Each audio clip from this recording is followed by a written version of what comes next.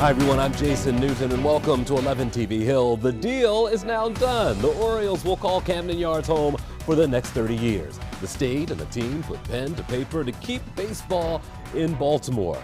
And that's where we begin our conversation with Governor Wes Moore. What led up to this moment, plus what the future may hold for the area around Camden Yards. Joining us this morning, Governor Wes Moore. Good to see you. It's great to see you again. Saw you on TV this week. You look like a fan at the warehouse. I know that there was work behind it, but there was something about your excitement to sign this deal. You could feel it. I am a fan. I mean, I'm an Orioles super fan. I'm an active member of Birdland. And so this deal it's a great deal for the state. It was an important deal to get done. It's a generational deal. But for the O's fans, there is a real feeling of not just satisfaction, but excitement, because it means we're going to be watching Orioles baseball for decades to come. And I'm really proud of that, and I'm excited about it. Nothing in politics comes without frustration. So I'm curious of what the frustrating moment was for you as you saw this sort of drag out a little bit. Well, you know, when we first came on board, there were no negotiations. I heard you say that, yeah. There were no conversations. And so we came on knowing that we were less than a year away from watching one of the most storied franchises in all of sports be homeless, have no lease. And so we said, we have got to get this done. We're going to get it done in our time. But there were three criteria that I said we had to get done. One is we had to be good stewards of taxpayer dollars. The second was we had to create winners on and off the field. And the third piece was no short-term deals. I took the idea of a one-year extension off the table on day one because that doesn't give us any predictability. We can't invest on a one-year deal.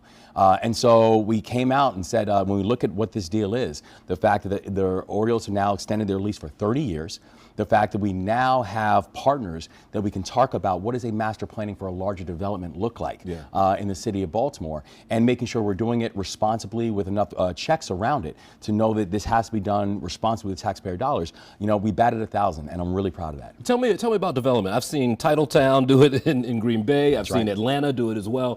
What from there would you borrow, or do you think that the Angelos will borrow to be part of the Oriole and Raven scene, do you think? And you're right. I mean, where there's Colorado, St. Louis, you know, this has become national best practice of the idea that you can create these live, work, play environments. And so it's exactly the kind of model that we want to be able to have. It's the reason that the state is making investments in Harbor Place and making investments in the Convention Center and making investments in the Northwest Avenue Development Authority, because we had to ensure that this economic growth, that having the Orioles there for a long period of time and the Ravens there for a long period of time, that is going to be able to stimulate economic growth that will benefit everybody. And so we're talking about what does this mean for restaurants and hotels and making the city truly livable and walkable and safe. If we can do those things in this moment, then we're going to win, and we're going to win big. Yeah, I saw the Christmas Village downtown. It was mobbed on Saturday. People everywhere.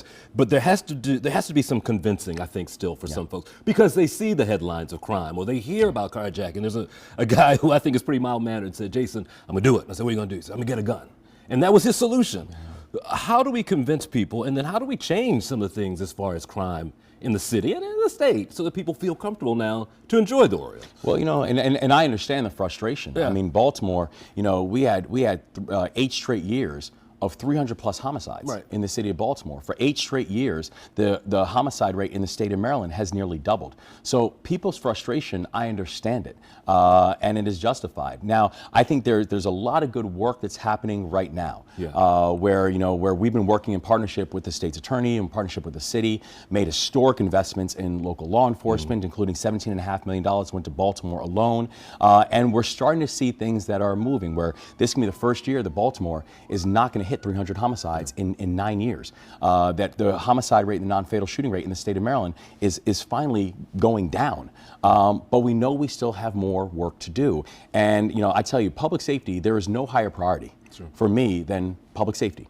And we know the investments that we have made and the things that we're going to continue making, the policies and the legislation we are going to introduce, it has a sole focus. We have to make sure that people can feel safe in their own communities, in their own homes, and in their own skin. And I'm not going to stop until we can get that done.